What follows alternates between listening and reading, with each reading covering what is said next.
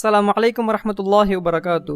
நம்முடைய உடம்பில் வலி இருக்கும் இடத்தில் கையை வைத்து இந்த துஆவை 7 தடவை நாம் கூறினால் அல்லாஹ் அந்த வலியை குணப்படுத்தி விடுகிறான். உஸ்மான் இப்னு அபில் ஆஸ் என்கிற சஹாபி நபி ஸல்லல்லாஹு அலைஹி வஸல்லம் அவர்களிடம் வந்து, யா ரசூலுல்லாஹ், எனக்கு உடம்பில் வலி ஏற்பட்டு விட்டது என்று கூறினார்கள். அதற்கு நபி அவர்கள், உங்களுடைய உடம்பில் எந்த இடத்தில் வலி இருக்கின்றதோ அந்த இடத்தில் கையை வைத்து, உதாரணமாக நமக்கு தலைவலி இருக்கும் பொழுது தலையில் கையை வைத்து 3 தடவை பிஸ்மில்லா பிஸ்மில்லா பிஸ்மில்லா என்று கூறிவிட்டு பிறகு அஊது பில்லாஹி வ குதுரத்திஹி மின் ஷர்ரி மா அஜிது வ உஹாதிரு என்கிற துஆவை 7 தடவை நாம் ஓதிக்கொள்ள வேண்டும். வலி இருக்கும் இடத்தில் கையை வைத்து ஓதினாலே போதும், ஊத வேண்டிய அவசியமில்லை. இந்த துஆவை பிறருக்கு வலி ஏற்படும் போதும் நாம் ஓதிவிடலாம்.